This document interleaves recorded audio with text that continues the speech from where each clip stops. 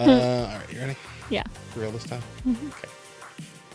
You're going to do the thing. What? You're going to do the thing. You're going to go, blah, blah, blah, blah, and start talking. No. I can feel it in my heart. that you're gonna Now do I it. have to. But I wasn't.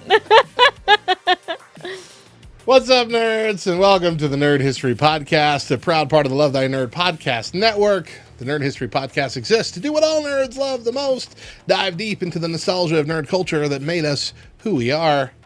Each episode, we will spotlight one particular nerd history event from that week and take a deep dive into the fandom, the lore, and the nerdy facts. I am Radio Matt, the Director of Content and Resources for Love Thy Nerd and the Station Manager for LTN Radio. And with me, as always, is my beautiful bride, Daedra.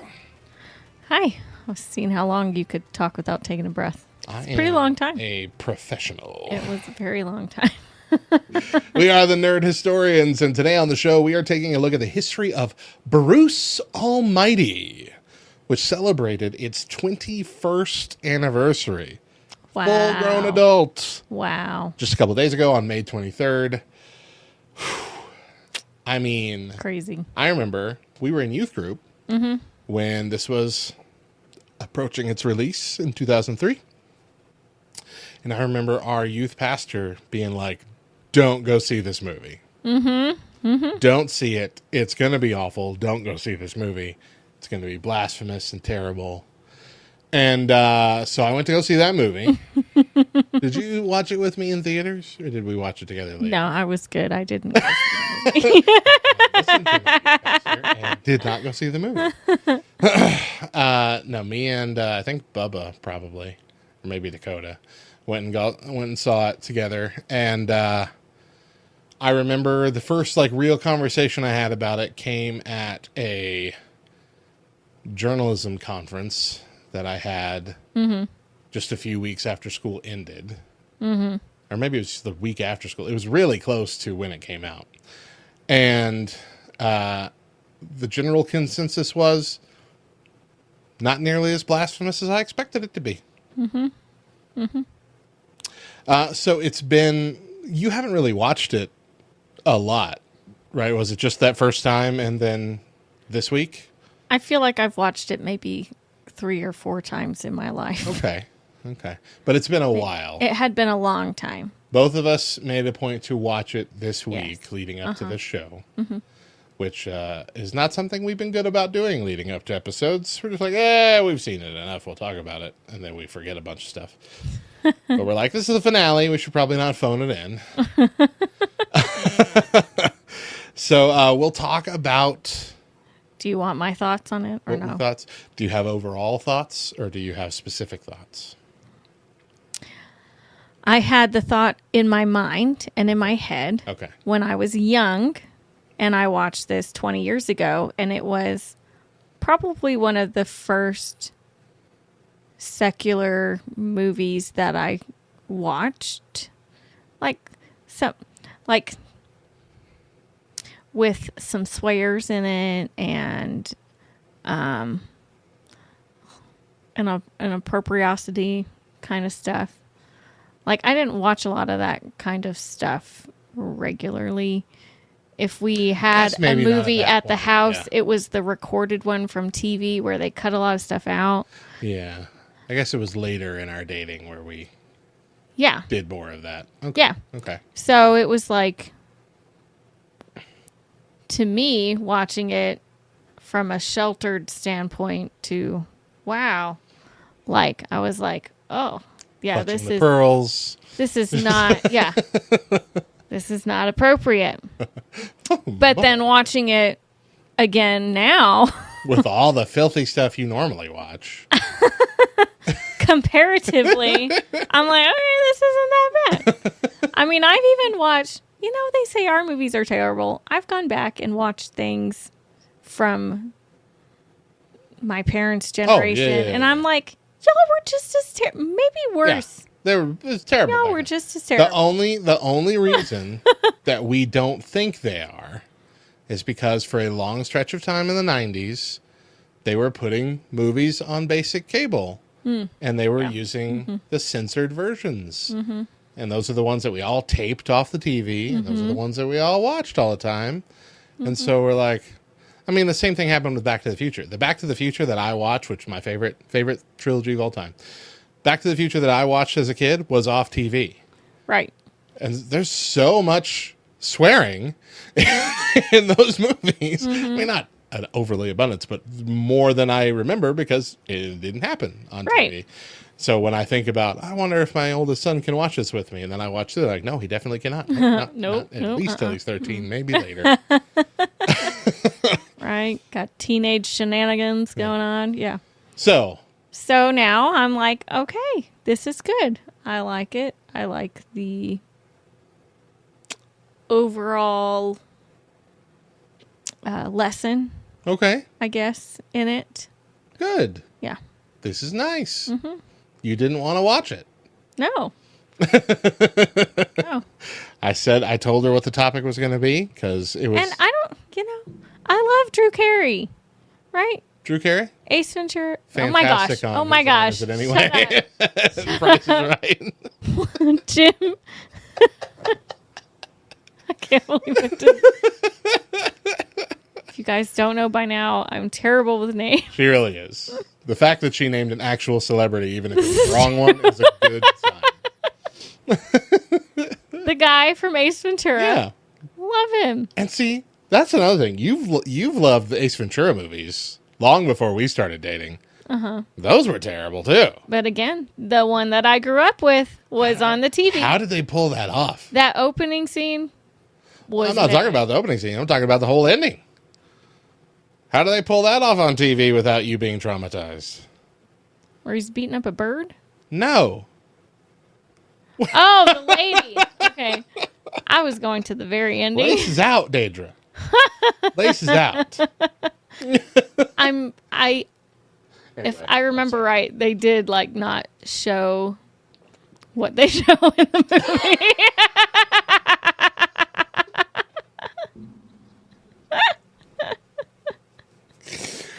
Oh, gosh. Yeah. All right. So comparatively, you enjoyed this movie? Yes. Yeah. I liked it. I liked the odd pairing of Jim Carrey and Jennifer Aniston. I feel like Jennifer Aniston could play girlfriend to a broom, and it would be pretty interesting. Like, she does a pretty good job of pairing up with anybody she's matched with in these movies and making it feel, okay, yeah, I believe this. You know? Jim Carrey's a hard cat to be like, yeah, you should have a normal relationship in a movie. But I bought it. All right, so let's dive into this. Let's do a comprehensive look into the synopsis, and we'll dive into some of the specifics. All right. Bruce Almighty, released in 2003, is a comedy drama film directed by Tom Shadyac, starring Jim Carrey, Jennifer Aniston, and Morgan Freeman. The story revolves around Bruce Nolan, played by Jim Carrey, a television reporter in Buffalo, New York, who is unhappy with his life despite his success. He frequently complains about his misfortunes and feels that God is treating him unfairly. After a particularly bad day where he is fired from his job and faces several personal setbacks, Bruce rants and rails against God. To his surprise, God, played by Morgan Freeman, responds by giving Bruce his powers, challenging Bruce to see if he can do a better job. Bruce initially revels in his newfound abilities, using them for personal gain and to exact petty revenge. However, he soon realizes that wielding God's powers comes with significant responsibilities and unforeseen consequences. Throughout the movie, Bruce's relationship with his girlfriend, Grace, Jennifer Aniston, deteriorates due to his self-centered behavior. Ultimately, Bruce learns valuable lessons about humility, selflessness, and the importance of appreciating what one has. He eventually relinquishes God's powers, asking only for Grace's happiness and expressing a genuine desire to make the world a better place without divine intervention. In the end, Bruce is given a second chance at his life, his job, and his relationship with Grace, having learned to be more grateful and considerate. Yep. Those are the basics. There's a monkey in there. Bruce Almighty received mixed reviews from critics, but was a commercial success. On Rotten Tomatoes, the film holds an approval rating of around 48%, based on critic reviews, indicating mixed to average reviews. Audiences are more receptive. The film's earned a B+ cinema score, reflecting favoring favorable responses from moviegoers. Critics praised Jim Carrey's energetic performance and the film's comedic elements, but felt that some of the storyline was predictable and the handling of its deeper themes was superficial. Despite the mixed critical reception, Bruce Almighty grossed over $484 million worldwide, with a movie that was only $81 million to make. All right. Yeah, so I mean, that's a pretty good success. One of the highest grossing films of 2003. Can't even say 20. 20. Oh, man. All right. Let's talk about it. Let's do it. God. Uh-huh. Could they have picked a better choice? Oh, right. Morgan Absolutely. Freeman, Right. probably the best casting choice of the film. So much better than Whoopi Goldberg. Oh, I would have walked. I would have walked out if they tried that mess again. Now, he did such a good job of portraying what a fictionalized version of God would be without it being like overtly heretical. I mean, of its nature, it's heretical just because it's a person playing God. But it's not played as... Hey, we have a modern times very popular actor that's playing Jesus right now. That's true. And a lot of people are saying that's heretical. But when you compare it like to George Burns, who played God in the Oh God movies that started in the 70s, I think, not a particularly on point portrayal of God. Funny movie, John Denver, good stuff. Not a great representation of the faith. Never seen it. I should make you watch that. I feel like you'd like it. All right. But I loved how he was gentle in his responses.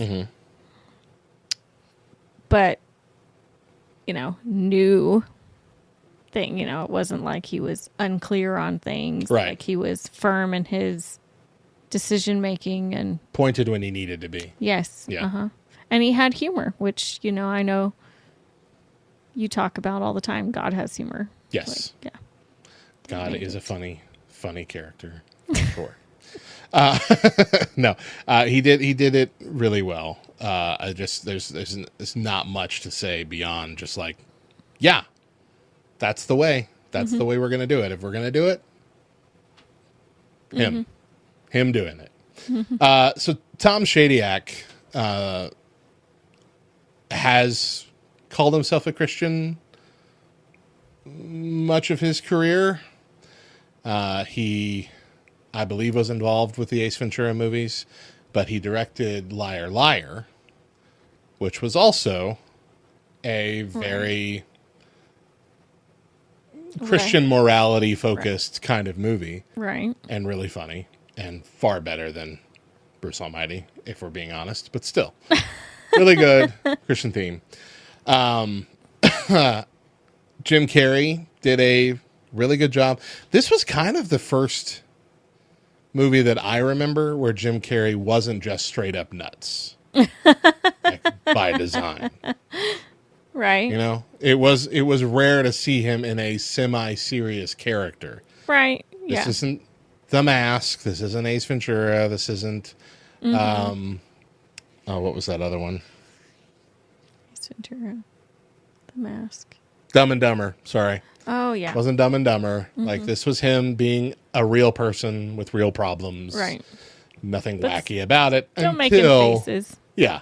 Still making the goofy, over the top stuff, but in a way that felt more genuine Right. and real and goofy.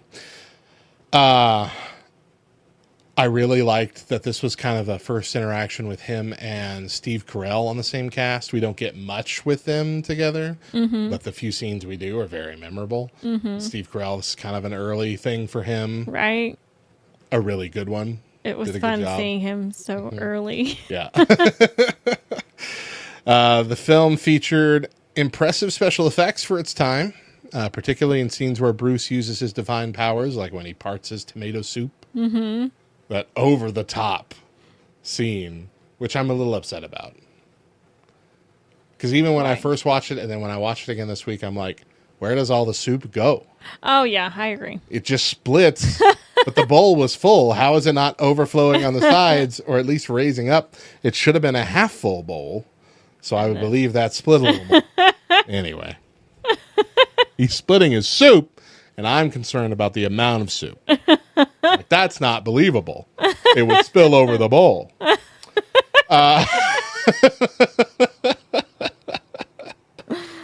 Oh gosh. The thing that kind of bugged me was the MacGuffin of the movie, the prayer beads, which are not a thing. Yeah, that's kind of weird. Yeah. It's like you need these beads to pray. And that the God character kind of gave them validity. Like if they had Yeah, I feel like, made it more about, well, don't Catholics use prayer beads? not like that.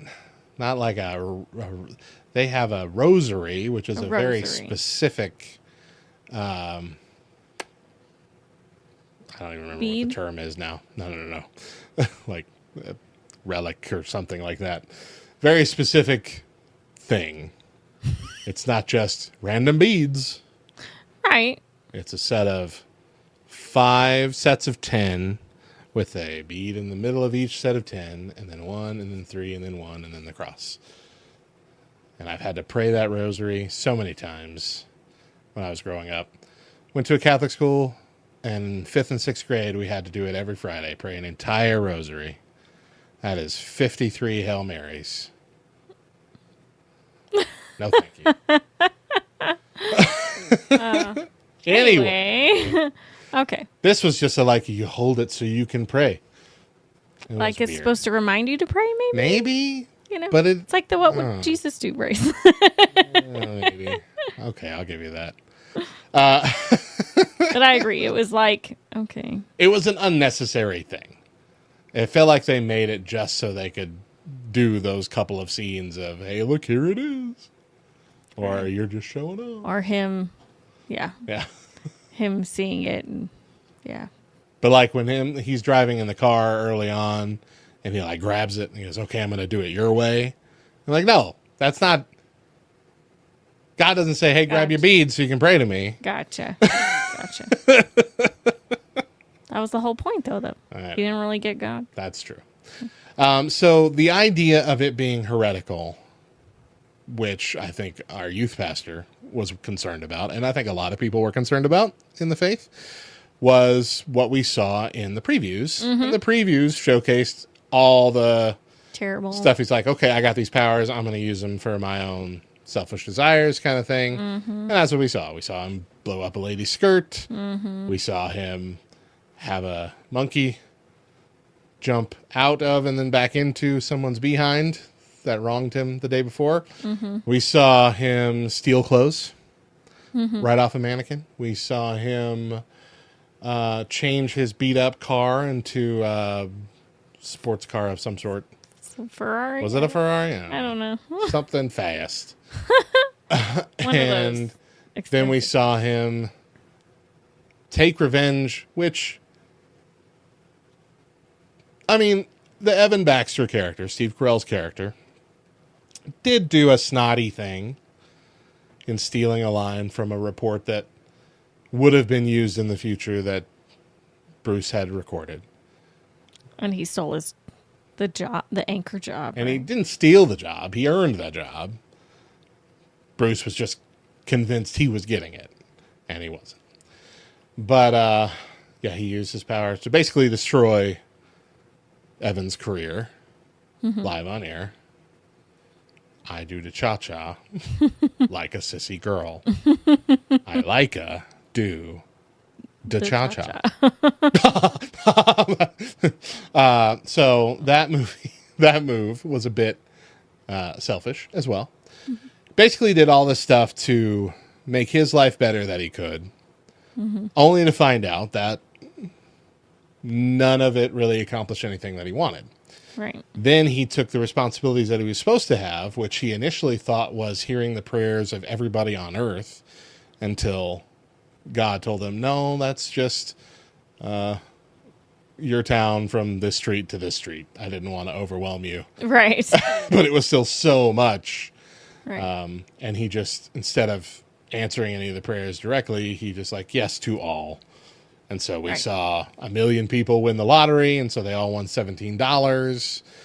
We see, I think, a local area sports team win the national championship, the pro national championship Right. of something. Like all these ridiculous things happen, and the world goes crazy. And that was one of the good lessons that I liked, is that there's a reason God doesn't say yes to every prayer Right. that comes in, Right. because that can't be how it works.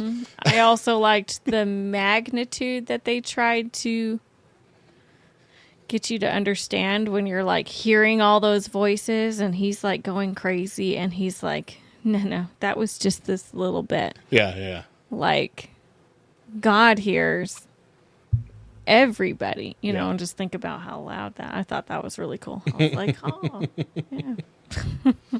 Yeah. So there are a lot of things that are very presented very biblically accurately when it comes to the morality aspect of it, such as the need for humility and gratitude in the situation that you're in. At the end of the movie, he's really right back where he started the movie at. He didn't really gain anything else, success-wise or anything like that. He just gained a better perspective on where he was. He was able to be content in that situation, which is, I believe it was Paul that talked about, I'm been able to find contentment in all situations. I've been poor, I've been rich, I've been able to find contentment no matter what. That's a very biblical mindset, in that, God's not going to make everybody rich. God's not going to make everybody talented. God's not going to open every door that everybody wants. That doesn't mean that he is ignoring you or leaving you behind or anything like that. It just means that he has a different purpose that you aren't willing to accept, And in any situation that you're in, whether it be a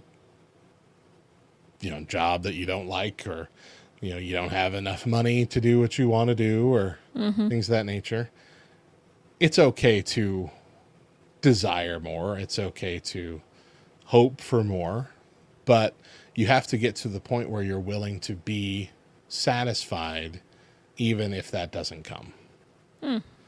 And trust that God has a better path for you, and that he can use you where you are there. It's hard to be used by God in a situation where you're ungrateful for being in. You know what I mean? Right. Because you kind of just don't look for opportunities. You just sit there and grumble. Absolutely. Right? Yeah. And we see that in the Bible. There's several individual examples, Jonah. but the biggest, but I think the biggest one is the Israelites as a whole. Oh, yeah. Like, God keeps wanting to do these amazing things for them and with them, and gets to do a little bit, and then they get complacent or complaining, or they're like, well, you've been fun, God, but I'm going to go worship this golden calf for a little while and see how that works out for me. And then God's going to okay, well, enjoy the consequences of your actions for a little while, and then we'll get back to doing what we were supposed to be doing. Which went on for the entirety of the Old Testament, pretty much. So we can see the need for that. Responsibility and power. Yeah. Great power comes great responsibility. Is actually a very biblical mindset. Okay. Especially when it comes to things like wealth and things of that nature. When you are given an opportunity to rise above the standard, when you have more power, when you are a boss, when you have a lot of money, all things of that nature, that is a great responsibility that God is giving to you, to utilize both fairly and generously, which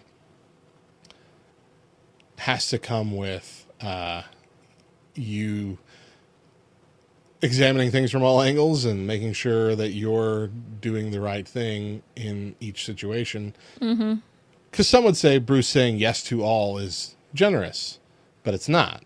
Because that wasn't Right. out of a spirit of generosity. That was out of him not wanting to do the job. Right.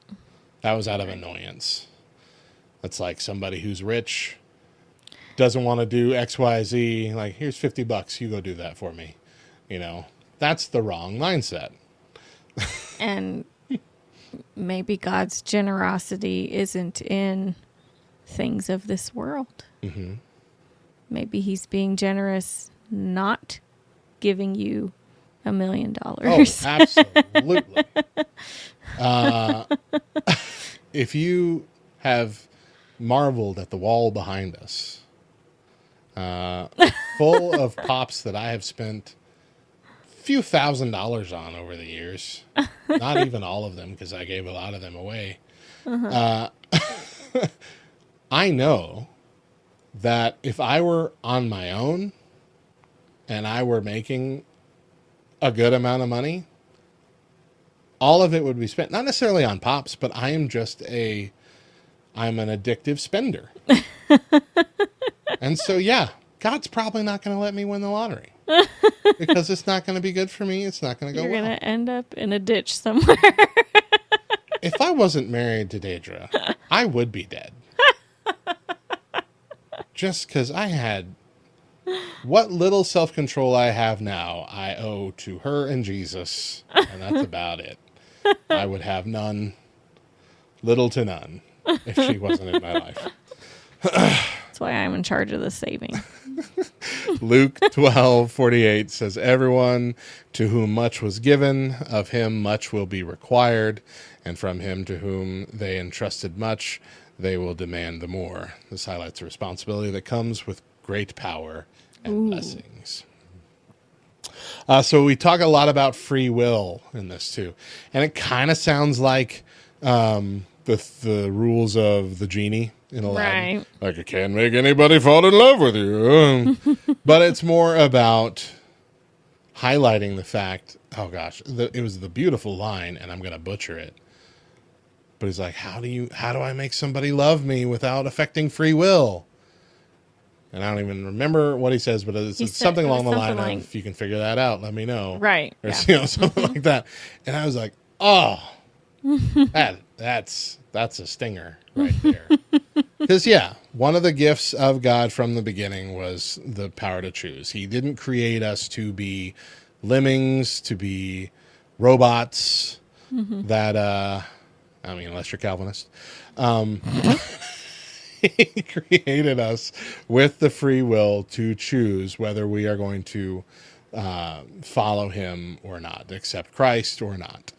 And the uncomfortable truth is more people are going to choose not to than are going to choose to. And that's something that is both beautiful and heartbreaking.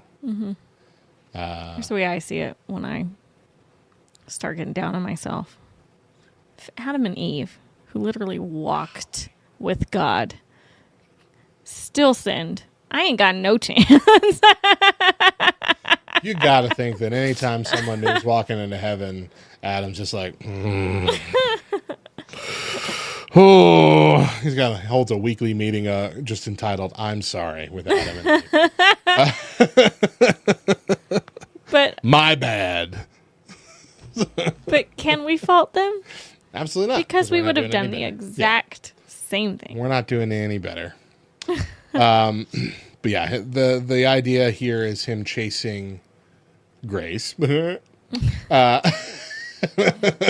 make her fall more deeply in love with him because his selfishness has ruined the relationship. He keeps trying to get her back. He stops pretty much doing anything at all except just moan and lament over her towards the end of the movie, and then gets hit by a truck when he's giving up, and comes to that realization that God even asks him, you can pray right now. What do you want to pray for? Do you want Grace back? Right. And he says, no. I really just want her to find somebody who's going to treat her like she deserves to be treated. I want her to be happy. I want her to be happy. Right. Mm-hmm. No matter who that's with, on and on. Accepting the fact that he's dead, Right. At that moment. And then he's not dead. He gets resuscitated on the road, and he's given this second chance to really do it right, which he does. And it's good. It's good. It's good. It's good to see. That was totally unplanned. Good to see the way that he changes based on this time. Mm-hmm. Is it silly that to think that God would come down and say, here, you can be God for a couple days? Absolutely. Would it totally screw up the whole freaking planet if all the things that happened in this movie happened in real life? Yes. 1 million people all winning the lottery on the same day with no explanation on how that happened. See, it even mentioned they were all in the same town, right? Yeah. The same little district or whatever. Right. It would cause so many conspiracy theories and weird things. The moon. How did this dude get a monkey? Yeah, the moon messed up all the tides and everything, crashed a whole bunch of boats. Did God retcon all that after this? Right? I don't know. That's what I want to know. It's weird. I'm guessing no. In this universe. But still, it was fun. It was a good object lesson. Prayer, of course, is a very big focus in the thing, is that, prayers are important. Prayers are heard. Even if the answer is not what you want it to be, it's still important to pray. Mm-hmm. Selflessness, sacrifice, also high key moments. And then finding purpose as well. Not just so much finding contentment, but also finding purpose in that contentment. Mm-hmm. So taking it a step further of, now God has a plan here. And it might be little, it might be big, but as long as you're open, willing to accept it, ready to do what God has for you, he's going to pave the way. Beautiful stuff. One of the things that I liked about this movie was not in the movie. Oh, really? Mm-hmm. I've talked about it before. I'm pretty sure I've talked about it with you. I even wrote an article about it for Love Thy Nerd earlier this year, or maybe last year, where it's a deleted scene. Oh. And so in the movie, we see a couple scenes where, actually the pre-scenes also might be deleted. Okay, I don't know. But there's beginning scenes that may or may not be in the movie, I don't remember, where like a kid's praying for protection from a bully, other person's praying for this, that, or the other. Like they're praying for things that in the moment are like, oh yeah, this is heartbreaking. Yeah, we need to, yes. Whatever you're praying for, yes. And then in the deleted scene, that's definitely a deleted scene, when he's walking him around showing him the consequences of the things he's done, they show those scenes, and like the kid that gets bullied, he's like, because this kid got bullied, it changed his perspective on these certain things, and as he grew older, he started this charity that did all this and blah, blah, blah, blah, blah. But because you answered his prayer yes when he was younger, he did none of that. He grew up, and he accomplished nothing. And he said, sometimes to paint beautiful pictures like this, you have to use some dark colors. And that is coming from a recovery background. Right. Both of us have been through the CR program, Celebrate Recovery. Mm-hmm. But that is such a beautiful way of putting that God can use all things for good and for our good and for his glory. And that includes all of the terrible things that have happened to us, all the terrible things that we have done. If we hand those to God, surrender them to God, and trust him to move in the way that he should, that might mean some temporary suffering on our part that in the long run will accomplish so much more good than we can imagine in that moment. Mm-hmm. And that's a message that is powerful for the person that, is miserable at their job. just as powerful for someone who might be contemplating taking their life or something of that nature. Is like, this moment is so temporary. This misery is so temporary, and life is so long, that if you can tough it out in this moment, you have no idea what could be in store for you in the future, and how God can use this to change your life if you just be willing to trust him in those moments.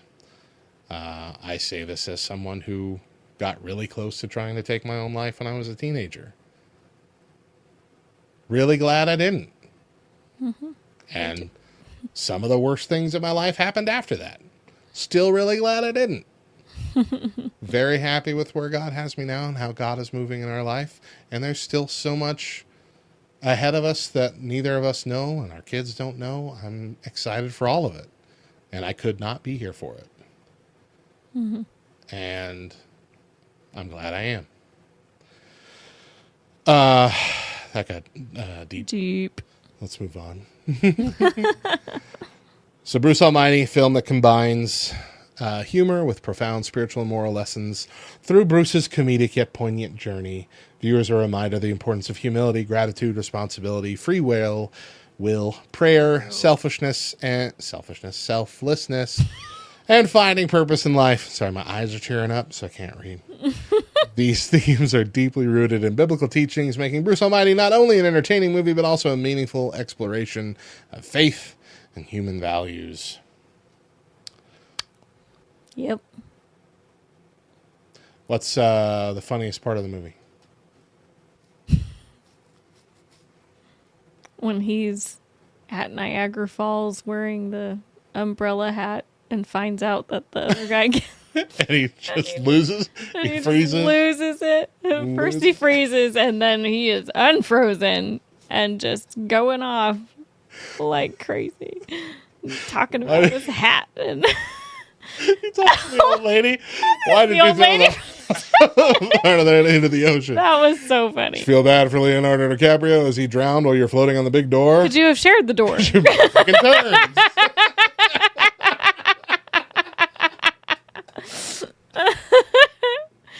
Yeah, that was pretty good. I liked the Mr. Exclusive montage where he's just at random events, and then suddenly meteorite strikes, Right, or the yeah. body of Jimmy Hoffa is found. All these crazy things. Yeah. But I think the funniest moment of the whole movie has to be when he forces Evan Baxter Oh, to just spout gibberish. it goes on a lot longer than I long, remembered. I was like, oh my god. It's like they did like a lot of takes and didn't want to take it. Oh out. yeah, I'm sure he improvised a whole bunch. Right. Right. I'm sorry. Can I get some water, please? Yeah. Thank you.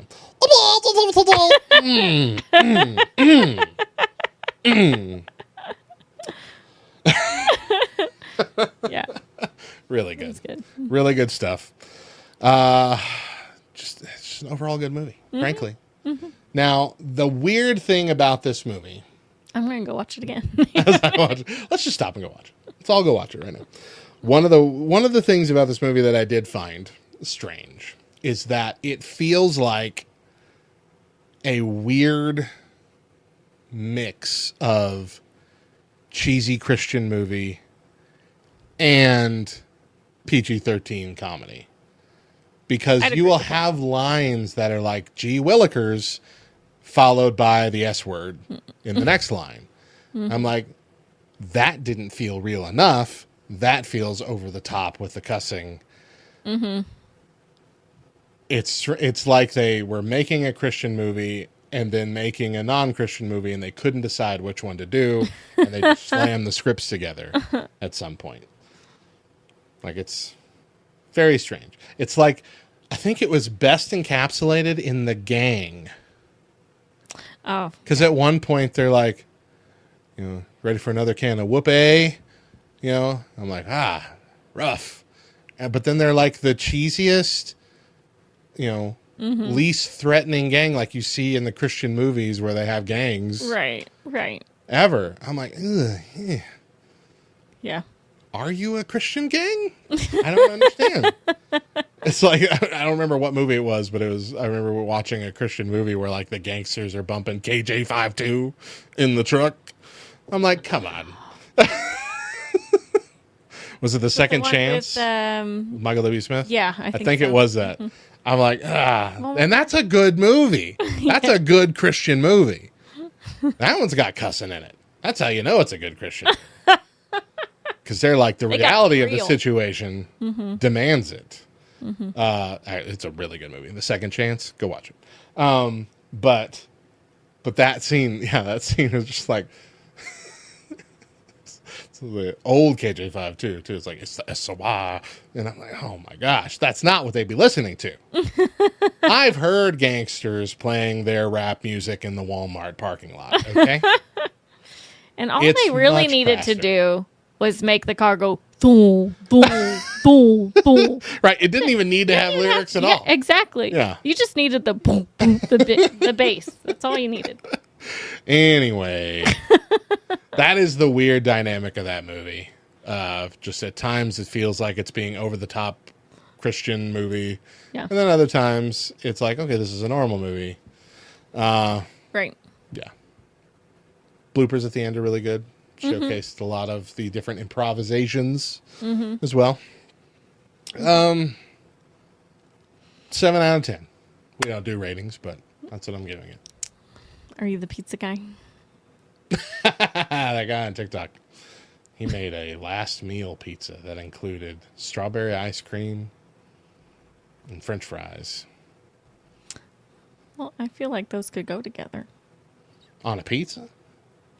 Say that again. On a pizza? What did you think of Bruce Almighty? We want to know. Did the messages outweigh some of the questionable parts, or was it a bit too much to do any good, in your opinion? Leave us a comment below on YouTube or shoot us a message at the socials at Nerd History LTN. Is this right? Yeah, it is. Subscribe. Oh, no, I'm just kidding. Go ahead. Subscribe to the Nerd History Podcast via our brand new YouTube channel, youtube.com/@nerdhistoryltn. It sounds weird, but that's how they're doing it now. Okay. www. HTTP Slash, www.youtubes. Or on Spotify, Apple Podcasts, etc. And find us on lovethynerd.com/nerdhistorypod. We also have our daily Today in Nerd History short, an article that comes out every day at lovethynerd.com/nerdhistory with photos and nerdy facts. And the video version also comes out on our new YouTube channel now exclusively. So again, go there, youtube.com/@nerdhistoryltn. Just like all of our socials. Good night, guys. Matthew. Did you hear that? It was my husband sleeping on the couch. What?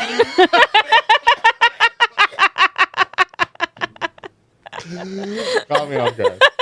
Oh, man. So what is the future of Bruce Almighty? It already happened. Evan Almighty. Evan Almighty. I stole it. Evan Baxter got his own movie film. This one, very much more Christian.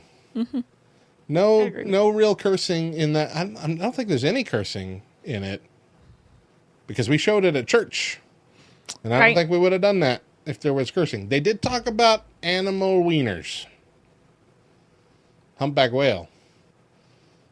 Oh, okay. That was the inappropriateness. Humpback whale Well, has a penis as long as its body. our daughter just watched a Pink Fong video. Pink Fong? About what? About animal poop. Oh, about poop. That's right. I don't care about poop. All these different kinds of animals and how they poop and what they do with their poop. And if they Why eat is their this a kid's song? Evan Almighty released in 2007 as a sequel Directed again by Tom Shadyac. The film stars Steve Carell as Evan Baxter again, Morgan Freeman as God again, Lauren Graham as Evan's wife, Joan was Evan's wife, John Goodman as Congressman Chuck Long. The movie follows the life of Evan Baxter, who was a news anchor at the end of Bruce Almighty, and he was becoming a congressman, junior congressman. Moved to Virginia after winning an election on the platform of changing the world. Evan's life takes an unexpected turn when he encounters God, who instructs him to build an ark in preparation for a great flood. Mm-hmm. Initially skeptical and resistant, Evan soon finds that he cannot escape his divine mission. God provides him with all the necessary tools, animals start showing up in pairs, and Evan himself undergoes a transformation, growing a beard and wearing biblical robes. It was very much like the Santa Claus. Where he couldn't shave fast enough. Could not help what was happening. Yes. His family and colleagues thinks he's lost his mind, and Evan persists, driven by his faith in the mission. As Evan builds the ark, he faces ridicule from the public and political pressure from Congressman Long, who is intent on passing a bill that involves developing the land in a way that would increase the risk of flooding. In the end, a flood does come, but it is caused by a burst dam rather than a natural disaster. The ark saves Evan's family, neighbors, and animals, proving the worth of his faith and actions. Film concludes with God explaining to Evan that ARK, A-R-K, stands for Acts of Random Kindness, emphasizing the importance of helping others and making a difference in the world through small, selfless acts. Mm-hmm. This movie... not received as well, mixed to negative reviews from critics, did find a more favorable response from family audiences, but on Rotten Tomato, the film is hovering around 23%. Dang. Yeah. Critics did praise Steve Carell's performance and the film's positive message, but criticized its humor. As with most edgy Christian movies, it was very poop forward. Oh. A lot of poop humor. Because you got a bunch of animals. But the real nail in the coffin... What? Have you ever been, like, to the zoo, to a dairy? Yeah, it smells. The poop is everywhere. So, of course, you're going to have to deal with it. It was moderately successful at the box office. It grossed over $173 million worldwide. But... comparatively, the budget for this movie was more than double that of Bruce Almighty. Oh, wow. Mainly because they built an actual full-size, biblically accurate ark. Wow. It's not the same one that you can go see now. It's not the same one that you can go see at the Ark Encounter, but it is the same size. Right. Like, they literally did it. They also had to build, like, just the front facsimile on a blue screen set as well, but it was still full-size... that part too. So they really built 1 1/8 arcs. Wow. And so yeah, that kept it from making money, really, is how we'll put it. Steve Carell, really good in the role. Very family friendly role for him, which he's done some of. Dan in Real Life. Dan in Real Life was very friendly. Despicable Me. Yeah. I mean, he's Gru. Right. That's very family friendly. They got a 4th movie coming out, which is really the... who knows? 6th movie? Can you count the Minions? 2 movies. Had a lot of animals. Is really good. There was another film that came out long before this one that was about an ark. I cannot for the life of me remember it or find it. But it was like God's flooding the earth again. And I remember hating that. So I'm like, no, you can't do that. He promised. It's very clear in the Bible. Right. He promised he wasn't going to flood the earth again. And that was what I was afraid of with this movie. Me too. Yeah. The entire movie, I'm like, they can't do it. Can't do it again. They can't do it. So what does this mean? They can't Does he do mean it. he really is crazy? Right. What is this? Is God playing a joke on him? But no, it was the dam burst. Yeah. He Yeah. was saving a town. The animals were just there for ambiance, Fun. really. They didn't need to be there. They were there to help build the boat, essentially, because that's what they wound up doing. They helped. draw attention, True. which led all those people to the ark at that spot and saved them. Mm-hmm. Right? Because it was like he told them the day and time, and everybody gathered at that day and time. Yeah. Right? To laugh at him. To laugh at him. Wanda Sykes is in the movie. I forgot all about it. Yeah.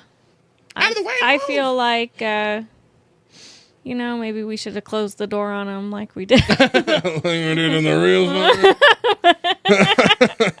Actually, that's not what happened in the real story. That's the other thing about the story of Noah that the world knows that bugs me.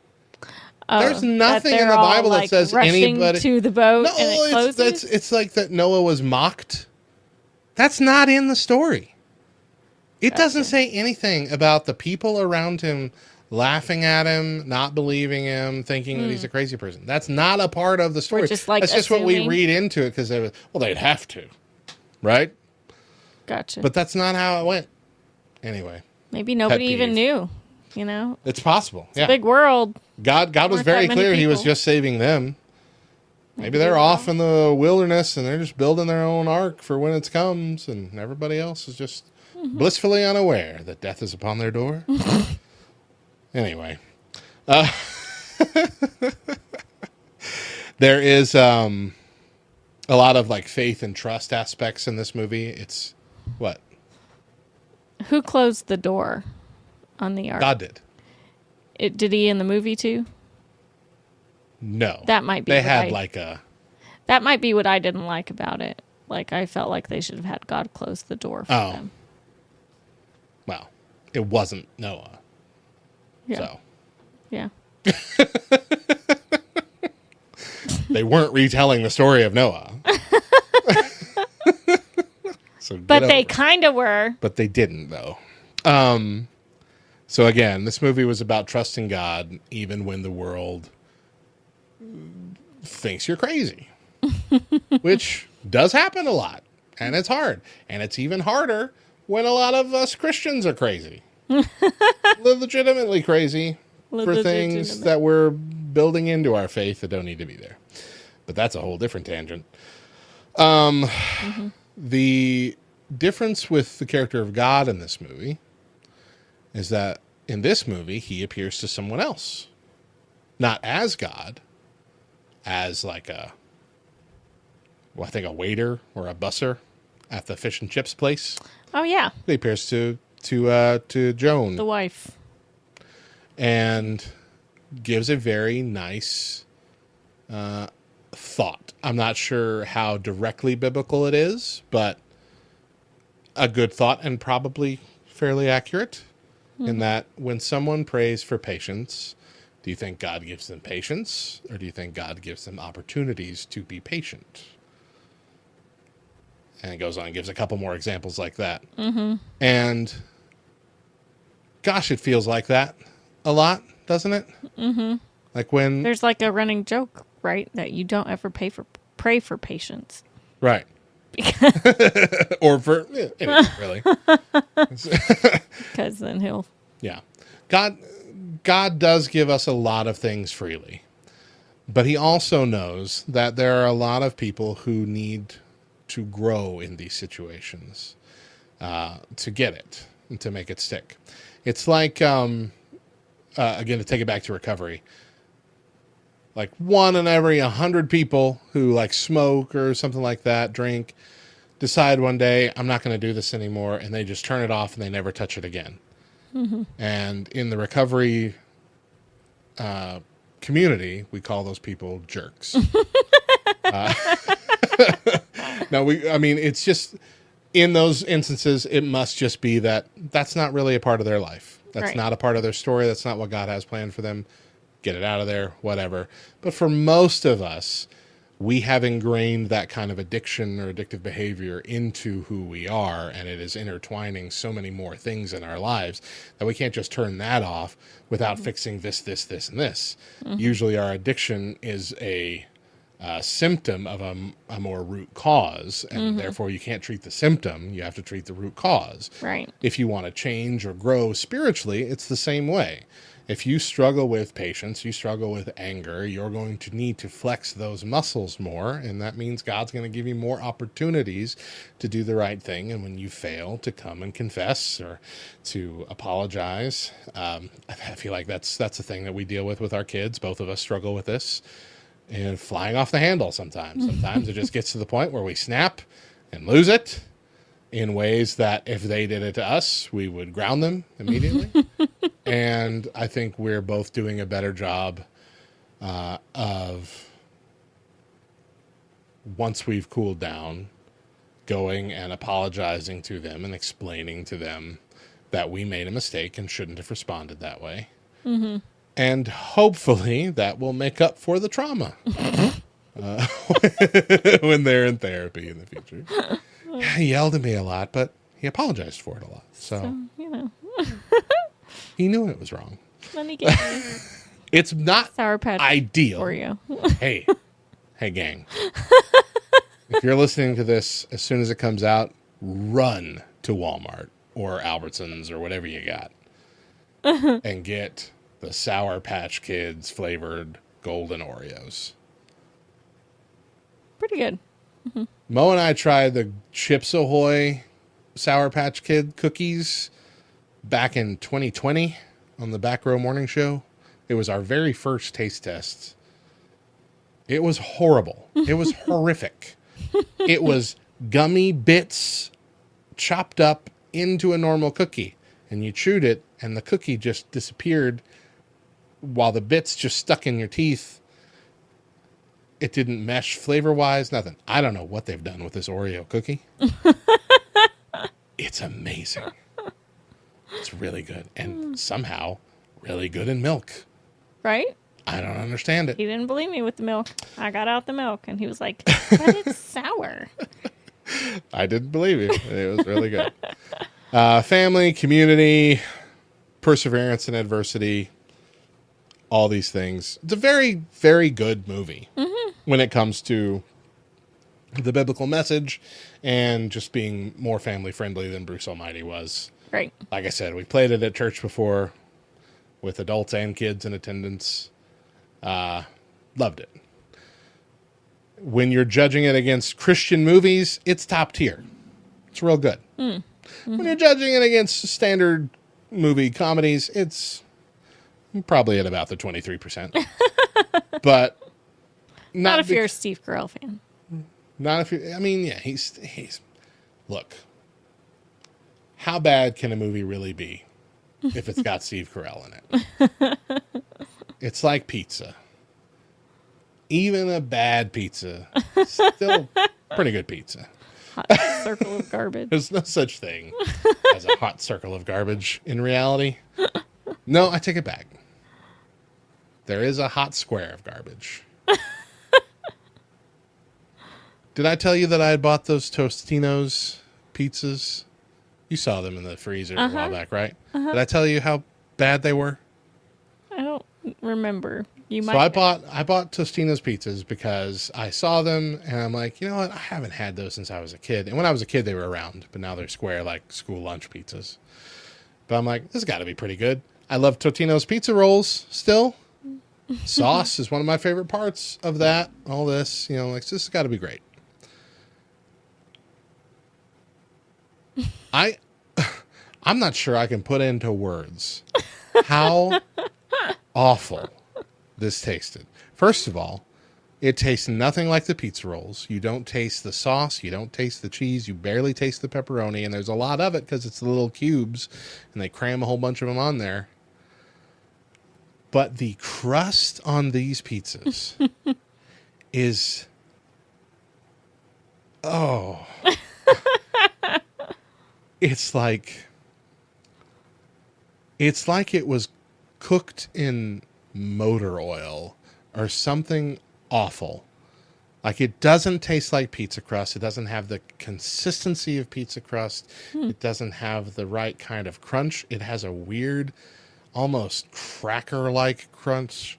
Not like thin crust pizza, like Right. a stack of saltines. Right. Not even one. It's like 3 saltines dipped in motor oil. That's what it tastes like That's my best approximation. Like the crunch of a cookie, almost. No. It like folds in on itself like the crackers do as you chew into several of them at once. Mm-hmm. But the taste is not. There's no salt. There's no butter flavor. There's no. It's just. It doesn't taste like food. It tastes like someone took a ceiling tile and put very low quality pizza toppings on top that have also no flavor. If you're going to go for a cheap pizza, get a Tony's. At least that has delicious sauce. What was the other one? Totino's. Totino. Or just stick with the pizza rolls. They still slap. They're real good. real good. And that's our advice we're going to leave you with. And with that, our huge first season has come to an end. Yeah. 17 episodes in this season, but future seasons will be smaller. They'll be closer to 10 episodes.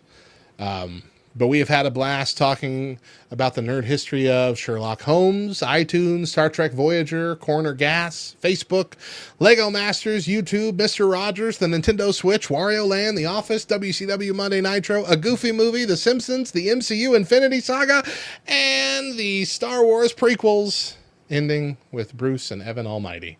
If you missed any of these, it is time to go back and check them out over the course of the next couple months.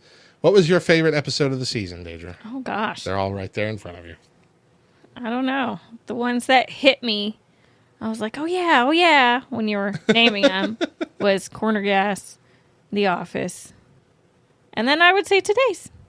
Yeah? I really liked it. You like Today's? So, apparently it's all comedy. All comedy. My favorite was a Goofy movie. Really? Hands down, that was my favorite episode I've done so far. Really? Yeah. Goofy movie was good. Just because I caught you with your Pete voice. No, I mean, that was part of it. But the whole thing was fun. It was just a really fun episode. Yeah. We will be back in August for right. a 5-month run through December.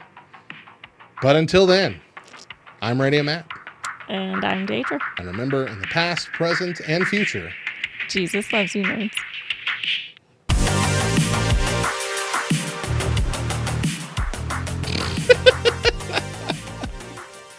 Did we ever even mention our new sign? I don't think we ever said a thing about it. It looks so good. They can just see the awe of it. All right. You are a liar. And let's go to bed. What do you mean I'm a liar? We're not going to talk for an hour and a half about Bruce Almighty and Evan Almighty. We did an hour and 5 minutes. That is how long we have been recording. Jeez, why did it take you so long to get started?